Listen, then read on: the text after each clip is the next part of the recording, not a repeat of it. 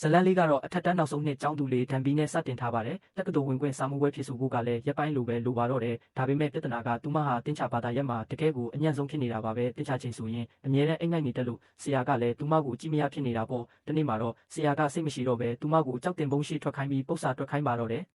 ထုံးစံအတိုင်းပဲသူမဘာမှမတွက်နိုင်ခဲ့ပါဘူးဆရာကလည်းစိတ်တူတူနဲ့ကျောင်းသားအားလုံးရဲ့ရှေ့မှာသူမကိုစူပူချင်းမောင်းလိုက်ပါတယ်အိမ်ပြန်ရောက်တဲ့အခါမှာလည်းဒန်ဘီကစာကိုအာယုံမဆိုင်ပဲဖုန်းကြည့်လိုက်တချင်းနှားထောင်လိုက်နေပဲအချိန်ဖြုံးနေတာပေါ့ဒါကိုကြည့်ပြီးသူမရဲ့အမေကတချင်းစာသားတွေကြက်တလူသားတင်းချပု္ပ္ပစာတွေတွက်နိုင်ရင်နင်ပါရမီရှင်ဖြစ်နေလောက်ပြီးဆိုပြီးစိတ်ပြက်လက်ပြက်ပြောပါတယ်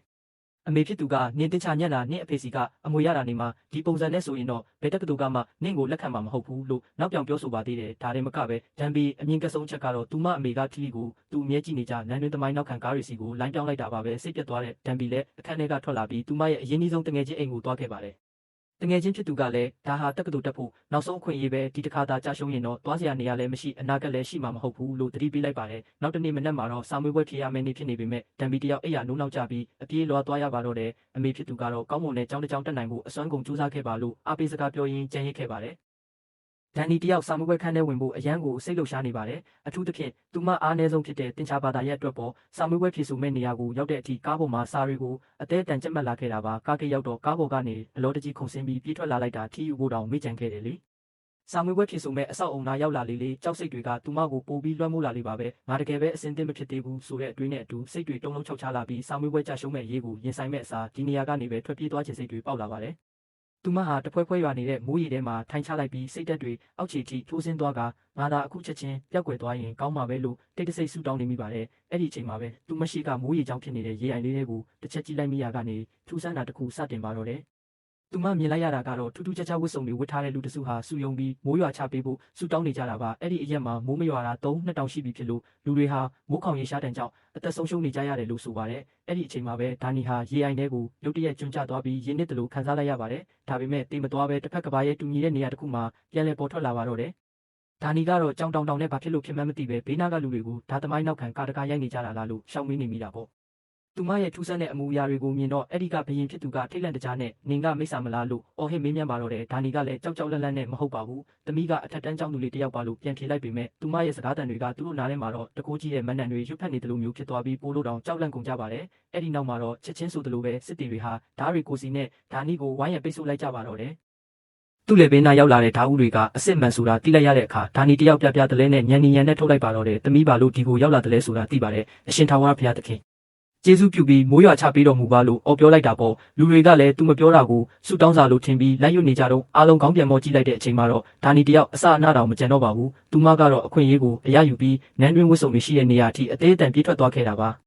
သူမဟာနန်းတွင်းပျော်ဟိတ်တယောက်အတွင်ဝတ်စုံလဲပြီးရုပ်ဖြက်ကဘရင်ကြီးရှိရာညီလာခံထဲကိုခိုးဝင်သွားပါတယ်အဲ့ဒီမှာထူးထူးခြားခြားပဲဘရင်ကြီးကငါတို့တွေအယူသီးတာတွေကိုစွန့်လွတ်ပြီးနိုင်ငံရဲ့ပြဿနာတွေကိုဖြေရှင်းဖို့သိပ္ပံနဲ့တင်ချပညာရက်တွေကိုလေ့လာရမယ်လို့ကြေညာလိုက်ပါတယ်ဒါပေမဲ့ပျော်ဟိတ်အမတ်ကြီးကတော့ဒါတွေကအန္တရာယ်ရှိတဲ့အတိတ်ပဲမရှိတဲ့အရာတွေပါတင်ချဆိုတာလဲနောက်ထပ်အယူသီးမှုတစ်ခုပဲတဘာဝတရားကိုညီမျှခြင်းတွေနဲ့နားလည်ဖို့ဆိုတာမဖြစ်နိုင်ဘူးလို့ပြင်းပြင်းထန်ထန်ကန့်ကွက်ပါတော့တယ်ပျော်ဟိတ်ကြီးကမိုးခေါင်ရတဲ့အကြောင်းရင်းကနတ်ဖျားတွေကဘရင်ကြီးကိုစိတ်ဆိုးနေလို့ဖြစ်ပြီးမိုးရွာဖို့အတွက်ဆိုရင်ဘရင်နဲ့မိဖုရားတို့နတ်ပူဇော်တဲ့အခမ်းအနားတစ်ခုလုပ်ရမယ်လို့လည်းအတင်းကျပ်ဆိုပါတယ်ဒီကြားထဲမှာဒါနီဒန်ဘီကတော့ညီလာခံထဲကနေခိုးထွက်ပြီးသူမရဲ့ဖုန်းကိုလိုက်ရှာနေတော့မှပဲနောက်တစ်ကြိမ်ထပ်ဖမ်းခံလိုက်ရပြန်ပါတယ်ဘရင်ကြီးရောက်လာတာကိုစောင့်နေရင်းနဲ့မိုးတာရွာချလိုက်ရင်ငါဒီကနေလွတ်မြောက်နိုင်မှာပဲလို့ဒါနီတွေးနေမိတာပေါ့ဒါပေမဲ့သူမကိုတွေးတဲ့အခါမှာတော့ဘရင်ကြီးကဒီမှာမိုးမရွာတာ3နှစ်ရှိပြီပြီးတော့ငါကနင့်ကိုလုံးဝမကြည့်ဘူးလို့ပြောပြီးသူမကိုချက်ချင်းကွပ်မျက်ဖို့အမိန့်ပေးလိုက်ပါတော့တယ်ဒါနီတယောက်အရန်ထိတ်လန့်သွားပြီးခဏလေးပါအောင်သမီးကအနာဂတ်ကနေမတော်တဆရောက်လာတဲ့ចောင်းသူလေးပါလို့အသေးအတန်တောင်းပန်တိုးရှိုးနေရပါတော့တယ်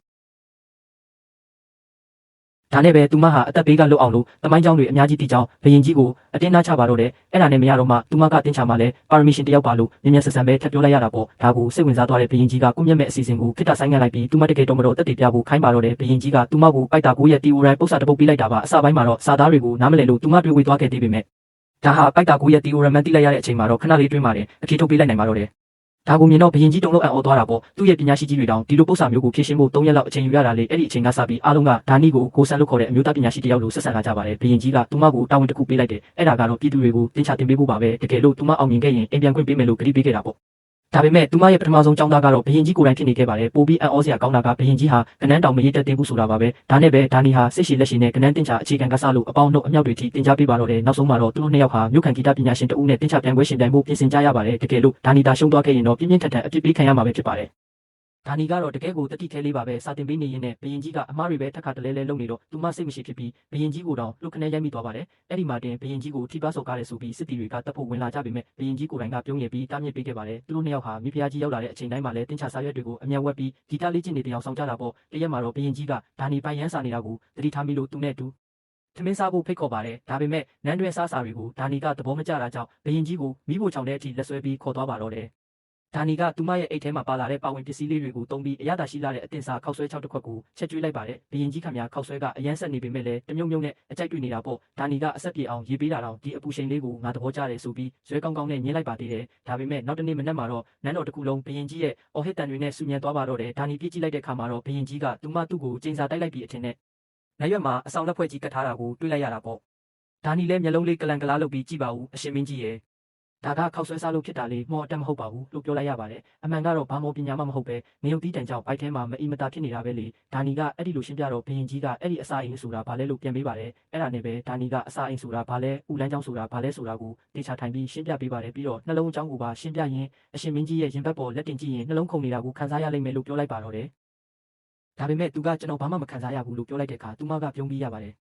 တနေ့ကျရင်ရှင်တကယ်ချစ်ရတဲ့သူနဲ့ဆုံတဲ့အခါအဲ့ဒီခံစားချက်ကိုအလိုလိုသိလာမှာပါတဲ့သူမရဲ့ဘ ഹു တုတကြွယ်ဝပုံတွေကိုမြင်တော့သူတကယ်ကိုအံ့ဩသွားပြီးသူမကိုထက်မြက်လုံးတဲ့ပညာရှိတယောက်လို့တောင်ထင်လာမိတယ်ဒါကြောင့်လေသူမကိုဂျိုဆွန်ဂျိုရှင်ရဲ့တော်ဝင်ပညာရှိတွေကိုတင်ချတင်မကပဲတိတ်ပံကနေစိုက်ပျိုးရေးအထိအစုံလင်တင် जा ပေးဖို့သူကတောင်းဆိုခဲ့တာပေါ့အဲ့ဒီညမှာပဲသူကသူမကိုလိမ္မော်တီးလေးတစ်လုံးပေးခဲ့ပါတယ်သူမကဘာထူးထွေအလေးနဲ့ထားတာမျိုးမရှိပဲကျေးဇူးပဲလို့ပေါ့ပေါ့ပပလေးပြောပြီးလက်ခံလိုက်တဲ့အခါသူကတော်တော်လေးစိတ်ဆိုးသွားတယ်မင်းကဂျိုဆွန်ရဲ့လှည့်လည်သွားလာသူတယောက်ပဲဒီတီးနံကိုအနည်းဆုံး3ရက်လောက်တန်ဖိုးထားပြီးတင်ထားတင်တာပေါ့မင်းကကောင်းချီမင်္ဂလာတွေကိုတန်ဖိုးမထားတတ်ဘူးလားလို့သူကငေါက်လိုက်တာပေါ့ဒါကိုသူမကရေးပြီးဒါကလိမ္မော်တီးတစ်လုံးပဲလေတိတ်ပြီးဒရမာခင်းမနေပါနဲ့လို့ပြန်ပြောခဲ့တယ်နောက်တော့သူတို့နှစ်ယောက်နန်းတော်ဝင်းထဲမှာဘောလုံးထွက်ကစားကြရင်းနဲ့နှစ်ပေါင်းများစွာအတွင်းသူပထမဆုံးအကြိမ်ပြေးလွှားဆော့ကစားဖြစ်အောင်သူမကလုပ်ပေးနိုင်ခဲ့ပါတယ်နောက်တစ်နေ့မှာတော့မင်းကြီးဟာသူ့ရဲ့အနာဂတ်ကျင်ရတော့လောင်းနဲ့တူထိုင်နေတော့အဲ့ဒီညစွပ်ပြုတ်ထဲမှာအချစ်စေးခေါ်တဲ့မော်စီးတစ်မျိုးထည့်ကျွေးမှဖြစ်ကြောင်းနဲ့အဲ့ဒီနောက်မှာချက်ချင်းလက်ထက်ကြတော့မယ့်အကြောင်းပြောပြနေခဲ့တာပါဒါပေမဲ့ကန်ဂျမာကဖန်တီးကျင်တော့အဲ့ဒီစေးရပါတဲ့စွပ်ပြုတ်ပကံဟာတန်ပြ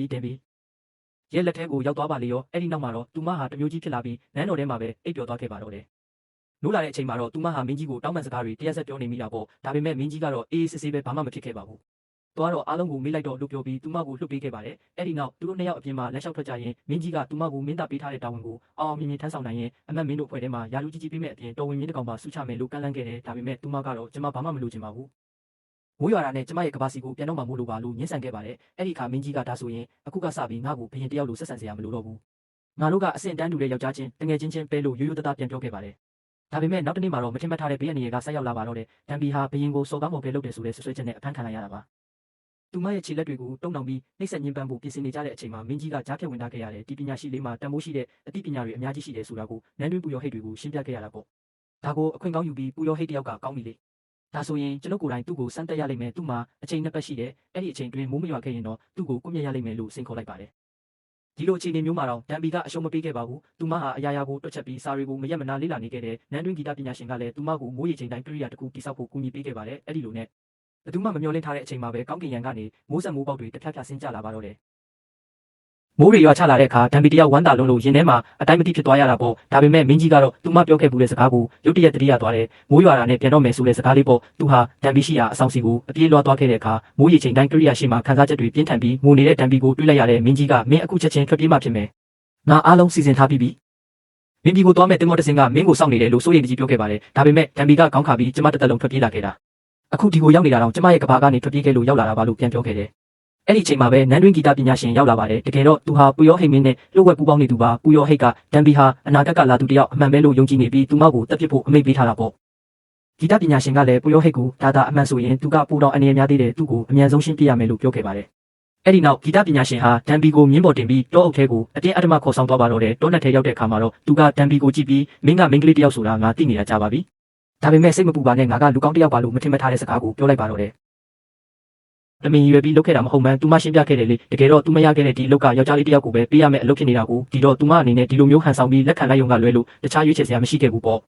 တစ်ဖက်မှာလည်းနန်းတော်ထဲမှာတော့ပူရောဟိတ်ကြီးကဘရင်ကြီးကိုနားချနေပါတယ်။ဒါနီတင်ကြားပေးခဲ့သမျှအရာအလုံးကိုဖျက်ဆီးပြရမယ်အထူးသဖြင့်သူမအစ်စ်ထွင်နေတဲ့စာရေးသားနဲ့အစ်စ်တွေကိုအရင်ဆုံးရှင်းပြရမယ်လို့ဆိုနေတာပါ။သူတို့ကတော့ရှေးရိုးစင်လာအတိုင်းပဲတွားချင်ကြတယ်ပြီးတော့ကိုကောင်လေးရဲ့လွှမ်းမိုးမှုတွေကိုအမြင့်ပြတ်ချင်နေကြတာပေါ့။ဒါပေမဲ့ဘရင်ကြီးကတော့ဒါကိုလုံးဝလက်မခံနိုင်ခဲ့ပါဘူး။သူဟာမြင်းပေါ်တက်ပြီးသူမကိုရှာဖို့နန်းတော်ထဲကနေတကိုယ်တော်ထွက်လာခဲ့ပါတော့တယ်။တောအုပ်ထဲမှာတော့မင်းချင်းတွေဟာဒါနီနဲ့ဂီတပညာရှင်နောက်ကိုအမိလိုက်လာနိုင်ခဲ့ပြီးဂီတပညာရှင်ကသူမကိုအမြန်ထွက်ပြေးခိုင်းပြီးသူကိုယ်တိုင်ပဲလမ်းပိတ်ရက်ကတိုက်ခိုက်ရင်ကြံရစ်ခဲ့တယ်။အဲ့ဒီအချိန်မှာပဲမိဖုရားကြီးကိုယ်တိုင်ခြေပလာနဲ့ပြေးလွှားရောက်ရှိလာခဲ့တယ်။သူမဟာသူတို့ကိုလိုက်ရှာရင်းခြေထောက်တွေမှာသွေးတွေချင်းချင်းနေအောင်ထိပြေးလာခဲ့တာပါ။ဒါနီကတော့လမ်းစုံတစ်ခုအရောက်မှာဘယ်ကိုဆက်သွားရမှန်းမသိပဲတက်နေခဲ့တယ်။အဲ့ဒီမှာတင်ဘရင်ကြီးတစ်ခါကပြောခဲ့မှုတဲ့စကားကိုသူမသတိရသွားတယ်။နေမင်းကြီးဟာဂျိုဆိုးရဲ့နာရီပဲတဲ့ဒါနဲ့ပဲသူမဟာနေအောင်ကြီးဖြာကြရနောက်ကိုလိုက်သွားရင်နောက်ဆုံးမှာတော့ပင်လယ်ကမ်းဆက်ကိုရောက်သွားခဲ့တာပေါ့။အဲ့ဒီမှာတော့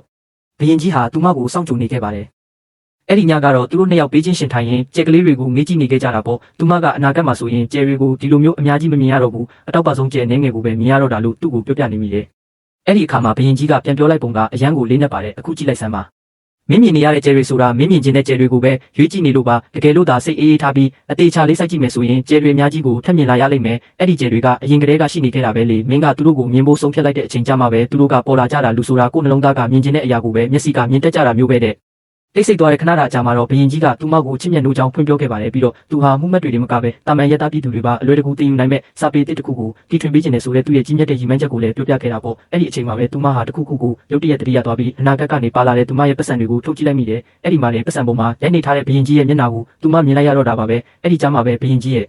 စူးစမ်းမှုတွေဟာတကယ်ကြီးအောင်မြင်သွားမှာပါလားဆိုတာကိုသူမနားလည်သွားခဲ့တယ်နန်းတော်ကိုပြန်ရောက်တဲ့အခါမှာတော့ဘရင်ကြီးကပြည်သူတွေကိုကောင်းကောင်းမွန်မွန်အလုပ်ကျွေးပြုတဲ့သူတွေကိုလစာငွေတွေစတင်ချင်းမြင့်တော့မယ်လို့ကြေညာလိုက်ပါတယ်ထူးထူးခြားခြားပဲပူရောဟိတ်ကြီးကတော့ပြည်သူတွေအတွက်အကျိုးရှိအောင်လုပ်ပေးတဲ့သူဘယ်သူမဆိုစုလက်နဲ့ထိုက်တန်ပါတယ်လို့ဆိုပြီးသဘောတူခဲ့တယ်ပြီးတော့သူကမေးလိုက်ပါသေးတယ်ကိုအန်နဲ့ပတ်သက်ပြီးအရှင်ဘယ်လိုမြင်ပါသလဲတဲ့ဒါပေမဲ့နန်းတွင်းကတခြားသူတွေကတော့လုံးဝသဘောမတူခဲ့ကြပါဘူးသူတို့ကကိုဆန်ကိုပြည်နေတန်ပေးတဲ့နဲ့ဒါမှမဟုတ်ကိုမြက်ပြစ်တဲ့နဲ့လို့တောင်ယုံကြည်နေကြတာပါဒီလိုအခြေအနေတွေကြားတဲ့ကပဲဒါနီဟာပူရောဟိတ်တွေမသိအောင်ဘရင်ကြီးကိုတင်ချဘာသာရဲ့စာရေးသားနည်းနဲ့စင်ကျင်တုံတရားပညာရက်တွေကိုတိတ်တဆိတ်ဆက်ပြီးတင်ကြားပေးနေခဲ့တယ်တနေ့မှာတော့နန်းတော်ထဲလမ်းလျှောက်နေရင်းနဲ့မိဖုရားကြီးဟာတနေရာမှာပုံပြီးတော့တိတ်တဆိတ်စားတောက်နေတာကိုဒါနီတွေ့သွားခဲ့တယ်တကယ်တော့မိဖုရားကြီးကိုဝါလာပြီးရုပ်ရည်ပြတ်မှာဆိုလို့ဆိုကအစားတောက်တွေကိုအတင်းအကျပ်ကန့်တက်ထားခဲ့ကြတာလေအဲ့ဒါနဲ့ပဲဒါနီကသူ့မပါလာတဲ့အတင်စားခောက်ဆွဲဘူးလေးကိုမိဖုရားကြီးကိုကျွေးလိုက်တာပေါ့မိဖုရားကြီးလည်းအားရပါရစားရင်းနဲ့သူတို့နှစ်ယောက်စကားတွေပြောဖြစ်ကြရကနေအဲ့ဒီအချိန်ကစပြီးတငယ်ချင်းတွေဖြစ်သွားကြပါတော့တယ်ရက်အနေငယ်ကြာပြီးတဲ့နောက်မှာတော့မိဖုရားကြီးဟာဘရင်ကြီးစီကိုသွားပြီးအကြောင်းစုံကိုတီးထားပြီးဖြစ်ကြောင်းပြောပြလိုက်တယ်ဒါတင်မကသေးဘူးသူကမေတော်ကြီးကိုပါအတိပေးပြီးသွားပြီးတယ်ဘာလို့လဲဆိုတော့ဒါနီဆိုတဲ့မိန်းကလေးဟာဘရင်ကြီးရဲ့ကိုလို့တော်တူဖြစ်လာရမယ့်သူမဟုတ်လားအဲ့ဒီနောက်မှာတော့ဒါနီတယောက်ဘာမှညာမှမသိပဲအပြင်ဆင်ခံနေရပါတော့တယ်နန်းတွဲအပြိုတော်တွေကသူမကိုအလှဆုံးပြင်ဆင်ပေးနေကြပြီးမိတ်ကပ်တွေလိမ့်ပေးနေကြတာပေါ့သူမခမညာဘာတွေဖြစ်နေမှန်းလုံးဝကိုရိပ်မိခြင်းမရှိသေးပါဘူးနောက်ဆုံးဘရင်ကြီးနဲ့အတူတူအနားယူဖို့အတွက်သူမကိုပြင်ဆင်ပေးနေတာဖြစ်ပြီးသူမဟာဘရင်ကြီးရဲ့ပထမဆုံးသောမိန်းကလေးဖြစ်လာတော့မယ်ဆိုတာကိုသိလိုက်ရတဲ့အချိန်မှာတော့အရန်ကိုထိတ်လန့်သွားပြီးဝိုင်းပြပေးနေတဲ့သူတွေကြားထဲကနေအသေးအတန်ထွက်ပြေးပါတော့တယ်အပြိုတော်ချုပ်ကြီးလည်းပြတလဲနဲ့ဘရင်ကြီးစီသွားတဲ့ပို့ရတာပေါ့မိန်းကလေးပြောက်သွားပြီဆိုတဲ့အကြောင်းပေါ့ဘရင်ကြီးလည်းနန်းတော်ထဲလိုက်ရှာလိုက်တာနောက်ဆုံးတော့တွေ့သွားခဲ့တယ်ဒါပေမဲ့သူကဒါနီလက်ကိုဆွဲပြီးအခန်းတစ်ခန်းထဲကိုခေါ်သွားခဲ့ပါတယ်ဒါနီကတော့ကျွန်တော်တို့တငယ်ချင်းတွေလိုပဲနေမယ်လို့အရှင်ကတိပေးခဲ့တယ်လေပြီးတော့ကျမကအသက်19နှစ်ပဲရှိသေးတာလို့အော်ဟစ်ပြီးညှင်းဆန်နေခဲ့တယ်အဲ့ဒီမှာတင်ဘရင်ကြီးကတဟားဟာရေမောရင်19နှစ်ဆိုရင်အရွယ်ရောက်ပြီးသားလူကြီးဖြစ်နေပြီပဲမင်းကကလေးမဟုတ်တော့တာနောက်ပြီးမင်းကမင်းကလေးဆိုတာငါသိနေတာကြားလာပြီအခုထိလဲငါမင်းကိုဘာမှမလုပ်ခဲ့ပါဘူးဟုတ်တယ်မလားဒါပေမဲ့ဒီညတော့မင်းဒီမှာပဲနေရမယ်အပြင်မှာအားလုံးကစောင့်ကြည့်နေကြတာစိတ်မပူပါနဲ့ငါမင်းကိုအရှင်လက်လက်စားပြစ်မှာမဟုတ်ပါဘူးတကယ်တော့ငါမေတော်ကအရန်ကောင်းပါလားဘယ်သူမှလည်းသူ့ကိုအလွယ်တကူနားချလို့မရဘူးလေလို့ပြောပြီးနှစ်သိမ့်ခဲ့ရပါတယ်နောက်တနေ့မနက်မှာတော့ဒါနီဟာဂီတပညာရှင်နဲ့တွားတွေ့ခဲ့တယ်သူကမင်းတကယ်ပဲအနာဂတ်ကိုပြန်သွားချင်တာတေချာရဲ့လားလို့မေးလိုက်ပေမဲ့ဒါနီကတော့ဘာမှပြန်မဖြေနိုင်ခဲ့ဘူးသူမရဲ့ရင်ထဲမှာဝေခွဲမရဖြစ်နေပြီးတန်တရားတွေနဲ့ပြည့်နေခဲ့တာပေါ့သူမလည်းစိတ်ရှုပ်ရှုပ်နဲ့တယောက်တည်းထွက်လာပြီးထိုင်နေတော့မှမိဖုရားကြီးရောက်လာပြီးတယောက်ကသူမကိုတွေ့ချင်နေတယ်လို့လာပြောပါတယ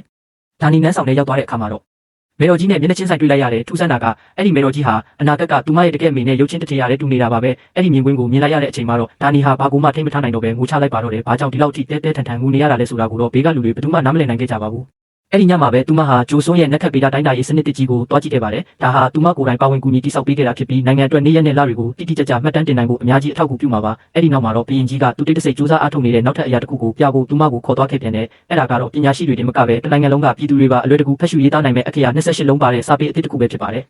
သူတို့နှစ်ယောက်ခမ်းမဆောင်ကြီးရဲ့အလဲကိုရှောက်လာရင်ဘရင်ကြီးကသူမကိုနန်းတွင်အခမ်းအနားသုံးထိုင်ကုန်မှာထိုင်ခိုင်းလိုက်ပါတယ်ပြီးတော့သူမရဲ့စပင်မှာလက်ထက်ချင်းရဲ့အထိတ်အမှတ်ဖြစ်တဲ့မင်းသုံးဆန်ထိုးလေးကိုဆင်ញံပေးလိုက်ပြီးငါနဲ့အတူထာဝရနေပေးပါလားလို့တောင်းဆိုလိုက်ပါတယ်အဲ့ဒီမှာတင်ဒါနီတယောက်မျက်ရည်တွေဝဲလာပြီးကျမမနေနိုင်ဘူးအရှင်မိုးရွာတာနဲ့အနာဂတ်ကိုပြန်သွားမယ်လို့ကိုကတိပေးထားလို့ပါအမေကကျမကိုယုံကြည်ပြီးစောင့်နေတာပါလို့ညှင်းလိုက်မိတယ်ဘရင်ကြီးကလည်းညင်တတလေးပဲဒါဆိုရင်အမေစီခဏသွားတွေ့ပြီးရင်ပြန်လာခဲ့လေငါတို့ဒီမှာအတူတူနေကြရအောင်လို့ထပ်ဖြောင်းဖြပြန်တယ်ဒါပေမဲ့ဒါနီကတော့ထပ်ပြီးညှင်းဆန်နေခဲ့ပါတယ်အဲ့ဒီမှာတင်ဘရင်ကြီးလည်းစိတ်မထိန်နိုင်တော့ပဲမင်းပြောတာမှန်တာပေါ့ အနာဂတ်ကကြိုးစွန်းထက်အများကြီးပိုကောင်းပါပဲဒီမှာကတော့ယောဂဗျာတွေနဲ့ပဲပြည့်နေတာလေမင်းလှုပ်ချင်တာလုပ်ပါတော့လို့ဒေါသတကြီးပြောပြီးရင်ခွဲမတက်ခံစားချက်တွေနဲ့ထွက်ခွာသွားပါတော့တယ်ဒါနီတယောက်ခမ်းမဆောင်ကြီးထဲမှာနိုင်တိုင်တိုင်ကြံရစ်ခဲ့တဲ့အချိန်မှာပဲရုတ်တရက်ဆိုသလိုတစုံတယောက်ကသူမရဲ့ဦးကောင်းကိုအနောက်ကနေပြင်းပြင်းထန်ထန်ရိုက်ချလိုက်ပြီးသတိလစ်သွားအောင်လုပ်လိုက်ပါတယ်ဒါတင်မကသေးဘူးရက်ဆက်လုံးလာတဲ့အဲ့ဒီလူဟာသူမကိုဓာတ်နဲ့ပါထိုးသွားခဲ့ပြီးခမ်းမဆောင်ကြီးတစ်ခုလုံးကိုမိတင်ရှုပ်ခဲ့ပါတော့တယ်ဒီသတင်းကိုပြင်းကြီးကြားလိုက်ရတဲ့အခါမှာတော့ဘာကူမှမစင်စားတော့ပဲသူ့အသက်ကိုပထနာမထားပဲတောက်လောင်နေတဲ့မိကြံတွေကြားထဲကိုပြေးဝင်ပြီးသူမကိုကဲထုတ်ခဲ့ရပါတယ်နောက်တစ်နေ့မှာတော့ဘရင်ကြီးဟာသူ့ရဲ့လက်ထောက်ကိုခေါ်ပြီးမင်းညကရှေးဟောင်းကျန်းစာအုပ်ပြောက်သွားပြီလို့ပြောလိုက်တယ်သူဟာပယောဟိတ်ကြီးကပဲဒါကိုခိုးသွားတာလို့ဆွဆွဲလိုက်တာပေါ့ဘရင်ကြီးကပယောဟိတ်ကြီးရဲ့လက်ကိုဆွဲကင်လိုက်ပြီးဒီလိုမျိုးရာဇဝတ်မှုတစ်ခုကိုကျူးလွန်ပြီးရင်တက်တေထောက်ထားအကုန်ဖျက်ပြရမယ်ဆိုတာဘယ်သူမှမတင်ပေးထားဘူးလားလို့အေးဆက်ဆက်နဲ့မေးလိုက်တယ်အဲ့ဒီနောက်ဒါနီဘက်ကိုလှည့်ပြီးမင်းကြခဲ့ရတဲ့အတန်ကဒီအတန်လားလို့မေးတဲ့အခါဒါနီကလည်းခေါင်းငိတ်ပြခဲ့ပါတယ်တကယ်တော့ဒါနီအိတ်ထဲမှာပါလာတဲ့စာအုပ်ကြီးကခံပေးထားလို့ဒါဓာတ်တန်ရာကနေတီတီလေးလွတ်သွားခဲ့တာပါဒေါသတွေပောက်ကွဲနေတဲ့ဘရင်ကြီးကပယောဟိတ်ကြီးကိုအကျိုးအကြောင်းမေးပါတော့တယ်သူဟာငါ့အတွက်ဘလောက်အရေးပါတယ်ဆိုတာမင်းသိနေတာပဲဘာလို့ဒီလိုတွေလုပ်ရတာလဲပေါ့အဲ့ဒီအခါမှာပူရောဟိတ်ကြီးကအေးဆက်ဆက်ပဲပြန်ဖြေပါတယ်ဘာလို့လဲဆိုတော့အဲ့ဒီစာပေတစ်တာပြန့်နှံ့သွားမယ်ဆိုရင်လူငယ်တွေကလွတ်လွတ်လပ်လပ်တွေးခေါ်လာကြလိမ့်မယ်အဲ့ဒါကပဲရှုပ်ထွေးမှုတွေကိုဖြစ်စေပြီးတိုင်းပြည်ကိုပျက်စီးစေလိမ့်မယ်ကျွန်ုပ်ကတရားမှာကိုမကြောက်ဘူးအနာဂတ်ကိုဖျက်ဆီးမဲ့စနစ်တကျမရှိတဲ့ဖီယိုဖီရဲ့အခြေအနေတွေကိုပဲကြောက်တာတဲ့ဘရင်ကြီးကလည်းပြက်ပြက်တတပဲပြန်ပြောလိုက်ပါတယ်မင်းဘယ်လိုပဲတားတာငါကတော့ပြည်သူတွေအတွက်ဒီစာရေးသားနည်းစနစ်တစ်ခုအပြီးတိဆောက်မှာပဲငါဟာသူတို့ရဲ့အိမ်မက်တွေကိုအကောင့်ထဲပို့ပေးနိုင်တဲ့သူတယောက်ဖြစ်ချင်တယ်ငါတို့ကိုယ်တိုင်တော့မရှင်းတန်ရတော့မဲ့ဘာမှမသိရသေးတဲ့အနာဂတ်တစ်ခုကိုဘာဖြစ်လို့ကြောက်နေရမှာလဲဒါပေမဲ့ပူရောဟိတ်ကြီးကတော့စိုးစင်းများစိတ်လှုပ်ရှားသွားခြင်းမရှိပါဘူးသူကတူးထောက်ကြလိုက်ပြီးကျွန်ုပ်ကိုသာကွမျက်ပြီးဓာတွေကိုအဆုံးသတ်ပေးပါတော့လို့ပဲတောင်းဆိုနေခဲ့ပါတယ်မကြခင်မှာပဲကောင်းကင်ကြီးကမှောက်မိုင်းလာပြီးမိုးဆက်လေးတွေစတင်ကြလာပါတော့တယ်ဒါနီဟာနန်းတော်တွေကတငယ်ချင်းတွေကိုနောက်ဆုံးအနေနဲ့လိုက်နှုတ်ဆက်ပြီးထွက်ခွာဖို့ပြင်ဆင်ပါတယ်ဘရင်ကြီးကလည်းသူမနောက်ကိုအဝေးဆုံးအထိလိုက်ပို့ပေးပါရစေလို့တောင်းဆိုခဲ့တယ်သူတို့နှစ်ယောက်ဘေးချင်းရှင်လျှောက်လာခဲ့ကြတာနောက်ဆုံးပင်လယ်ကမ်းဆက်ကိုရောက်သွားခဲ့တာပေါ့အဲ့ဒီမှာတင်ဒါနီဟာသူမအရင်ကပြုတ်ကျခဲ့မှုတဲ့ရေအိုင်လေးတွေကိုပဲတကြော့ပြန်ချီလန်းလန်းဝင်လိုက်ပြီးရေအောက်ထဲကိုအရင်တိုင်းပဲနင်းမြုပ်သွားအောင်ခွင့်ပြုလိုက်ပါတော့တယ်ခဏအကြာမှာတော့သူမဟာသူမရဲ့တကယ်ကဘာကြီးတဲ့ကိုပြန်လည်ရောက်ရှိလို့လာခဲ့ပါပြီပတ်ဝန်းကျင်ကိုကြည့်လိုက်တော့မှသူမပျောက်သွားတာဟာစက္ကန့်ပိုင်းလောက်ပဲကြာခင်မှသိလိုက်ရတဲ့စာမေးပွဲဖြေဖို့အချိန်မီသေးတယ်ဆိုတာသိလိုက်ရတာနဲ့သူမဟာစာမေးပွဲခန်းမစီကိုအစွမ်းကုန်ပြေးသွားပါတော့တယ်အဲ့ဒီမှာတော့သူမရဲ့ဆရာကစောင့်နေခဲ့ပြီးတက္ကသိုလ်ဝင်ခွင့်စာမေးပွဲကြီးကလည်းအခုလေးတင်ပဲစတင်နေခဲ့ပါပြီဒါနီဟာသူမရဲ့ထိုင်ခုံစီအပြေးလွှားသွားပြီးစာမေးပွဲကိုအာယုံစိုက်ဖြေဆိုခဲ့ပါတယ်အဲ့ဒီနေ့ညနေမှာတော့အိမ်ပြန်ရောက်တဲ့အခါသူမကိုစောင့်နေတဲ့အမေဖြစ်သူကိုတွေ့လိုက်ရတာနဲ့ရင်ခွင်ထဲကိုပြေးဝင်ပြီးအာကူတကြီးဖက်ထားလိုက်ပါတော့တယ်ဒီခီးစဉ်ပြီးမှာတော့ဒါနီရဲ့စိတ်နေစိတ်ထားအမြင်နဲ့အပြုမှုတွေဟာအကုန်လုံးပြောင်းလဲသွားခဲ့ပါပြီသူမဟာမိမိဘေးနားမှာရှိတဲ့လူတွေနဲ့အရာဝတ္ထုတွေရဲ့တန်ဖိုးကိုအရင်ကထပ်ပိုးပြီးလေးလေးနက်နက်တန်ဖိုးထားတက်လာခဲ့တာပေါ့လရီအတန်ကြာဖြတ်တန်းသွားပြီးတဲ့နောက်ဒီနေ့မှာတော့ကျောင်းဆင်းလို့အပြင်ထွက်လာတော့ကောင်းကင်ကြီးမောင်းလာပြီးမိုးတွေပြန်ရွာချလာပါတော့တယ်အဲ့ဒီအချိန်မှာပဲတစုံတစ်ယောက်ကသူမရဲ့ခေါင်းပေါ်ကိုထီလေးတစ်လက်လာမိုးပေးလိုက်ပါတယ်သူမမောကြည့်လိုက်တဲ့အခါမှာတော့အရန်ကိုရင်းနှီးနေတဲ့မျက်နှာတစ်ခုကိုတွေးလိုက်ရတာပါပဲသူဟာဂျိုဆုံကဘရင်ကြီးနဲ့တပုံစံနဲ့ပါပဲဒါပေမဲ့သူကပြုံးပြုံးလေးနဲ့ပဲကျွန်တော်တို့ဟိုအရင်ကဘတ်စကားပေါ်မှာစုံခဲ့ဘူးတယ်လေမင်းထိကြံရစ်ခဲ့တုန်းကပေါ်လို့ပြောလိုက်ပါတယ်ဒီနေရာမှာတင်မဲ့ဇလန်းလေးကပြီးဆုံးသွားခဲ့ပါပြီကဲဇက်သိမ်းမိုက်ထိကြည့်ရှုပေးခဲ့ကြလို့ကျေးဇူးများကြီးတင်ပါတယ်နော်ဒီဇလန်းလေးပေါ်ပရိသတ်တို့ရဲ့အမြင်တွေကိုလည်းခမန့်မှာရေးပေးခဲ့ကြပါဦးနောက်ထပ်ဘလို့ဇာတ်ကားမျိုးတွေကိုအနှစ်ချုပ်တင်ဆက်ပေးစီခြင်းတလဲဆိုတာကိုလည်းအကြံပြုသွားလို့ရပါတယ်ခင်ဗျာ